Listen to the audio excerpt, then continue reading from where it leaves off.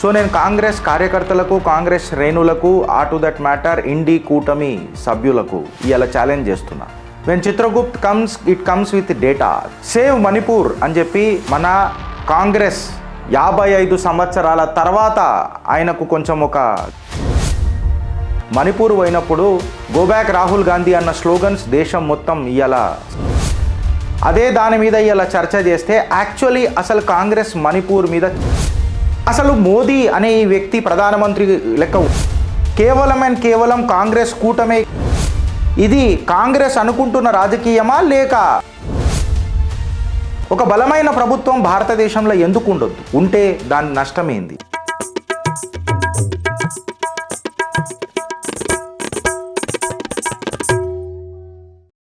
Friends, ఇవాళ మీకు నేను మాటిస్తున్నా, చిట్టా ఆఫ్ చిత్రగుప్త్ ఇవాళ రసవత్తరంగా ఉంటుంది. డీప్ స్టేట్ని మేము కనెక్ట్ చేసి ఇలా మాట్లాడతాం, అసలు భారత్లో ఏం జరుగుతుంది అని మాట్లాడతాం. ట్రంప్ పైన జరిగిన బుల్లెట్ భారత రాజకీయ చరిత్రలో కూడా ఏదైనా గాయం చేస్తుందా, లేకపోతే మన దేశానికి ఏదైనా ముప్పు ముందు మనకేమన్నా కనబడుతుందా? భవిష్యవాణి చెప్పనీకి ప్రయత్నం చేస్తున్నావా గిరీష్? హకీకత్లు ఏమన్నా పరిచయం చేస్తావా? ఫ్యాక్ట్ చెప్పనీకి ప్రయత్నం చేస్తా. ఫ్రెండ్స్, ఇప్పుడు వాళ్ళందరికీ నేను ఒక మాట ఇస్తున్నా. నేను ఎన్నోసార్లు మణిపూర్ మీద మాట్లాడిన, ఇవాళ ఎక్స్క్లూజివ్గా మాట్లాడనీకి కూడా నేను ముంగటికి వచ్చిన. సో నేను కాంగ్రెస్ కార్యకర్తలకు, కాంగ్రెస్ శ్రేణులకు, టు దట్ మ్యాటర్ ఇండి కూటమి సభ్యులకు ఇలా ఛాలెంజ్ చేస్తున్నా. When Chitragupt comes with data, Chitragupt ఎప్పుడైతే వస్తుందో కంప్లీట్గా డేటా తీసుకొని వస్తుంది. కాబట్టి డేటా తీసుకొని మీ ముంగటికి వచ్చిన కాబట్టి మణిపూర్ మీద ఇవాళ మా exclusive in Chitragupt.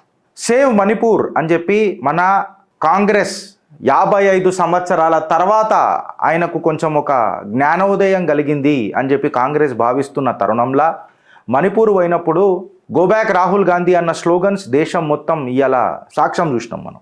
Rahul Gandhi go back అన్న స్లోగన్స్ మొత్తం మణిపూర్లో అందరికీ మనకు వినిపించినాయి. అవన్నిటికీ మనం సాక్షులమైనాం. అదే దాని మీద ఇలా చర్చ చేస్తే యాక్చువల్లీ అసలు కాంగ్రెస్ మణిపూర్ మీద చిచ్చెట్ల పెట్టింది. కాంగ్రెస్ డిఎన్ఏ ఏంది, కాంగ్రెస్ ఏం చేస్తుంది, 1993లో కూడా ఏం చేసింది అని మనం ముందు కూడా మాట్లాడుకున్నాం, ఇప్పుడు కూడా మాట్లాడుతున్నాం. ఇన్ఫ్యాక్ట్ పార్లమెంట్ సెషన్లో సాక్షాత్తు దేశ ప్రధాని నరేంద్ర దామోదర్ దాస్ మోదీ గారు కూడా మాట్లాడారు. అసలు మోదీ అనే ఈ వ్యక్తి ప్రధానమంత్రి లెక్క ఉండొద్దా? భారతీయ జనతా పార్టీ సర్కార్ భారతదేశంలో ఉండొద్దా? కేవలం కాంగ్రెస్ కూటమే ఇక్కడ పనిచేయాలన్నా? దేశంలో ఆ కాడికి వస్తే కాంగ్రెస్ బీజేపీ పక్కకు పెడితే దేశంలో కేవలం కోయిలేషన్ సర్కారే నడవాలనా? ఇది కాంగ్రెస్ అనుకుంటున్న రాజకీయమా లేక ఏదైనా డీప్ స్టేట్ ఇన్వాల్వ్ అయి ఉందా? వెస్టర్న్ కంట్రీస్ ఇక్కడ ఇన్వాల్వ్ అయి ఉందా? ఒక బలమైన ప్రభుత్వం భారతదేశంలో ఎందుకు ఉండొద్దు, ఉంటే దాని నష్టమేంది? ఆ దేశానికి భారతీయత బలపడితే భయం ఎందుకు? అంచెలుగా ఇలా మనం తీసుకొని చూస్తే భారత్ని ఒక సెక్యులర్ దేశం లెక్క ముంగట పెట్టిరు, కానీ ఒక భారత్ని ఒక కల్చరల్ డైవర్సిటీ, కల్చరల్ కంట్రీ లెక్క ఎప్పుడన్నా పోర్ట్రే చేయడానికి ప్రయత్నం చేసిండ్రా? ఇట్లాంటి క్వశ్చన్స్ ఎన్నో మన మధ్యలో నడుస్తుంది. ఇండియాని ఎప్పుడు ఒక సెక్యులర్ కంట్రీ లెక్కనే ప్రొజెక్ట్ చేసిండ్రు.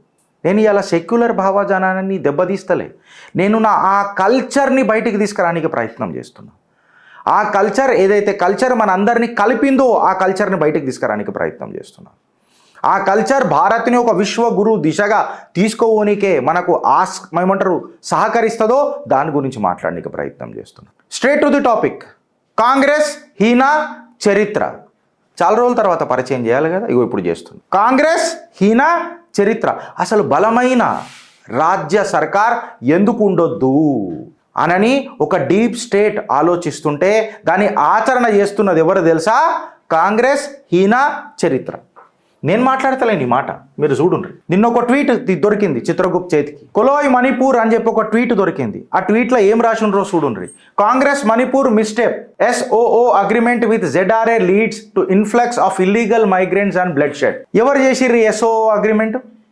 ZRA మిలిటెంట్ గ్రూప్తో చేతులు ఎవరు కలిపిండ్రు? ఇల్లీగల్ ఇమైగ్రెంట్స్ని ఎవరు తీసుకొచ్చిండ్రు? మళ్ళీ దీనికి సమాధానం ఇలా కాంగ్రెస్ చెప్పాలా? ఈ ట్వీట్కి ఉన్న యాక్చువల్ ఫ్యాక్ట్స్ ఏంది ఇలా బయట పెట్టాల్సిన పరిస్థితి కాంగ్రెస్కు ఉన్నది. ఇలా కంప్లీట్ డీటెయిల్గా చిత్రగుప్త్ మణిపూర్ మీద డిస్కస్ చేయడానికి వచ్చింది. గిరీష్, నువ్వు మణిపూర్ మీద మాట్లాడవు, ఇగో మాట్లాడుతున్నా. డేటా వచ్చినప్పుడు ఖచ్చితంగా మాట్లాడతా ఫ్రెండ్స్ అని చెప్పిన. దానికంటే ముందు దేశ హోంశాఖ మాత్యులు అమిత్ షా గారు 3 రోజులు ఆడ కూర్చున్నారు. మళ్ళీ పీకనీకి ఒక్కో కాంగ్రెస్ వాడు కూడా మాట్లాడతలేడు. ఎందుకు? పార్లమెంట్లో కూడా 3 రోజుల పాటు సమావేశాలు పెడితే బాయ్కాట్ చేసిపోయినరు అని చెప్పి మాట్లాడిన జరిగిన సన్నివేశాలు అద్దం పట్టినట్లు మీ ముంగట పెట్టింది చిత్రగుప్త్. ఈరోజు కంప్లీట్ ఫ్యాక్ట్స్ మీ ముంగటికి తీసుకొస్తుంది మీ చిత్రగుప్త్. 2008లా రాహుల్ గాంధీ తన హోమ్ మినిస్టర్ పి చిదంబరం గారిని మణిపూర్కి SOO అగ్రిమెంట్ చేయనికే Myanmar based militant group Zomi revolutionary army ZRA Zomi revolutionary army 2008లా ఒప్పందం చేసుకోనికే రాహుల్ గాంధీ తన హోం మంత్రి పి చిదంబరం గారిని ఎందుకు పంపిరు? ZRA Zomi revolutionary army chief ఎవడైతున్నాడో వాడు ఎవరితో చేతులు కలుపుతున్నాడు ఇక్కడ? ఎవరితో చేతులు కలుపుతున్నాడు ఇక్కడ? మన సుట్టమా? కాంగ్రెస్లా చలామణి అవుతున్న దిగ్గజ నేత పి చిదంబరం గారు. ఈ ZRA గ్రూప్ మయన్మార్ మిలిటెంట్ గ్రూప్తో చేతులు కలపాల్సిన అవసరం ఏమొచ్చింది? SOO అగ్రిమెంట్ చేయాల్సిన దుస్థితి కాంగ్రెస్కి ఎందుకు పట్టింది? ఇది ఎవరి ప్రేరేపిత చర్య? ఎవరు చెప్తే చేయాల్సి వచ్చింది? 2008లోనే మళ్ళీ బీజింగ్ ఒలింపిక్స్ కూడా జరిగినాయి. ఎవరు పిలిస్తే అక్కడికి పోయినరు? ఏ అర్హతతో సోనియా గాంధీ గారికి చైనా పెద్దపీట వేసింది? నాకు ఇంకా అర్థం కాలే. వీడికి అయిపోలేదు, ఇక్కడ ఆరంభమైంది. బీజం జస్ట్ నాటబడ్డది. ఇప్పుడు ఇనుర్రిగా despite being fully aware that the foreigners the కుల్కీ militant leaders were brought into the country and the SOO agreement was signed with them. ఇది ఒక మిలిటెంట్ గ్రూప్ అని తెలిసినాక కూడా వాళ్ళని దేశానికి పిలిచి అగ్రిమెంట్ చేయడంలా దేశాన్ని విచ్ఛిన్నం చేసే చర్యలు కావా? ఈ అగ్రిమెంట్ సైన్ చేయగానే కొన్ని వేల మంది, వందల మంది ఇల్లీగల్ ఇమైగ్రెంట్స్ ఆఫ్ మయన్మార్ నుంచి భారతదేశంలో మణిపూర్కి ZRA తీసుకొచ్చిందా లేదా? జౌమీ రెవల్యూషనరీ ఆర్మీ ఏదైతుందో ఇది SOO అగ్రిమెంట్ తర్వాత ఇల్లీగల్ మైగ్రెంట్స్ ఫ్రమ్ మయన్మార్ తీసుకొచ్చిందా లేదా?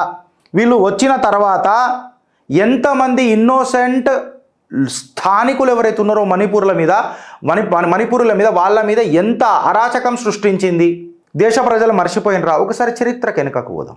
దీని మీద కాంగ్రెస్ జవాబీ అనికి సిద్ధంగా ఉందా? దాని తర్వాత ఇన్ని అక్రమాలు జరిగిన తర్వాత, ఇంత ప్రాణ నష్టం జరిగిన తర్వాత ఇవాళ వాళ్ళు వచ్చి ఒక గుడ్ సమరిటన్స్ లెక్క మొత్తం మనం చలామణి అయిదామని అంటే ముసలి కన్నీళ్ళు కాల్చుడు కాదా? నేను మాట్లాడతలే, నా ట్వీట్ మాట్లాడుతుంది. మళ్ళీ ఈ ఫోటోలకు కారణం ఏంది? ఇలా రాహుల్ గాంధీ పోయి నువ్వు శిల్క పలుకులు వలుకుతావు వాళ్ళతోని. రాహుల్ గాంధీ పోయి నీకు అర్థం కానీ కాకపోని పేపర్లు చదువుతావు. మళ్ళీ నీ చిదంబరం అనే వ్యక్తి Zomi revolutionary army chief Myanmar base militant గ్రూప్తోని ఒప్పందాలు ఎందుకు చేసుకొని వచ్చిండు? ఈ ప్రశ్నలకు కాంగ్రెస్ సమాధానం చెప్తుందా? అందుకనే నేను ప్రతిసారి ఒక మాట చెప్తా ఉంటా, కాంగ్రెస్ హీనా చరిత్ర. సరే, ఈ ZRA గ్రూప్ అని అనేది పోనీ భారతదేశం లేదన్న మిలిటెంట్ గ్రూపా అని అంటే కూడా కాదు కదా. భారతదేశం లేదన్న మిలిటెంట్ గ్రూపా, భారతదేశంలో ఉన్న రిబెల్ గ్రూప్ అనంటే అది కూడా కాదు కదా. పక్కకున్న దేశంలో మళ్ళీ ఏ దేశ ప్రోద్బలంతో తీసుకొని వచ్చినావు? ఎవడికి మోచై నీళ్లు దాగనీకి చేసుకొని వచ్చినావు? ఎందుకు నీ హోంమంత్రిని పంపించినావు? పక్కకున్న దేశంతో నీకెందుకు సత్సంబంధాలు? అది కూడా మిలిటెంట్ గ్రూప్తోని. ఈ సమాధానాలకు ఈ ప్రశ్నలకు సమాధానాలు ఎవడు చెప్తాడు? ఇలా గిరీష్ దారమోని అడుగుతున్నాడు కాంగ్రెస్ వాళ్ళని, మణిపూర్ మీద మాట్లాడతా చర్చకు సిద్ధమా? అసలు ఏడికేను బగ్గుమన్నది ఇష్యూ. తర్వాత కోర్టు జడ్జిమెంట్ ఏంది హైకోర్టుది? అప్పటిదాకా సల్లగున్న మణిపూర్ భగ్గుమని ఎందుకన్నది? ఆ రిజర్వేషన్ తీర్పు ఏమని ఇచ్చింది కోర్టు? దీని మీద చర్చ జరగాల, బరబ్బర్ జరుగుతుంది. దాన్ని సల్లారపనికి ప్రయత్నం చేస్తున్న తరుణంలో మళ్ళా పోయి కిరోసిన్ పోసి బగ్గుమనిపిస్తున్నారే. మణిపూర్ మీద గిరీష్ గారు మాట్లాడాడు, ఇగో మాట్లాడుతున్నాడు అంకేపే చోటు.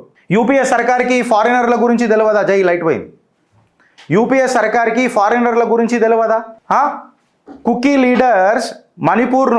లీడర్స్ని ఎందుకు ఇంపోర్ట్ చేసుకున్నారు మణిపూర్కి? ఈ SOO అగ్రిమెంట్ అవసరం ఉండేనా? ఇంతమంది ఇల్లీగల్ ఇమైగ్రెంట్లు మనకు అవసరం ఉండేనా?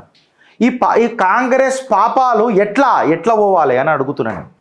ఎవడు దూడవాలి అని అడుగుతున్నా. ఇలా రాహుల్ గాంధీ వచ్చి చాలా సుఖమైన మాటలు మాట్లాడతాడు. ఏందని అంటే అసలు ఈ ZRA గ్రూప్ వాళ్ళు వచ్చి ఇన్నోసెంట్ మైతీస్ ఎవరైతే ఉన్నారో వాళ్ళనైతే పుట్టన పెట్టుకున్నారు కదా. ఇవాళ మిలిటెంట్ గ్రూప్ ఆఫ్ మణిపూర్ ఏదైతే ఉన్నదో కంప్లీట్గా మైతీ యొక్క ఇన్నోసెంట్ గ్రూప్లో పుట్టన పెట్టుకొని వాళ్ళు ఎవరైతే రియల్ ఇండిజినియస్ పీపుల్ ఉన్నారో, అక్కడ స్థానికులు ఉన్నారో వాళ్ళని పుట్టబెట్టుకున్నప్పుడు రాహుల్ గాంధీకి కనబడదు ఎందుకు? కేవలం ఒక వర్గానికే ఎందుకు మాట్లాడతాడు? 2008లో మిలిటెంట్ గ్రూప్తో సంతకం చేసినందుక? ఈ ప్రశ్నలకు సమాధానం ఎవరు చెప్తారు? మైతీల మీద జరిగిన అరాచకం రాహుల్ గాంధీ నోట ఒక్కసారి ఎందుకు వినబడదు మనకు? అరే మైతీల గురించి మాట్లాడు అంటే ప్రెస్ మీట్ మాట్లాడకుండా ఉరికిపోయిన సన్నివేశాలు కనిపిస్తున్నాయి కదా రాహుల్ గాంధీవి. ఎందుకు ఈ ప్రశ్నలకు రాహుల్ గాంధీ సమాధానం ఎందుకు ఇయ్యాడు? కేవలం చిత్రగుప్తుల గిరీష్ గాడే ఎందుకు ఇయ్యాలా?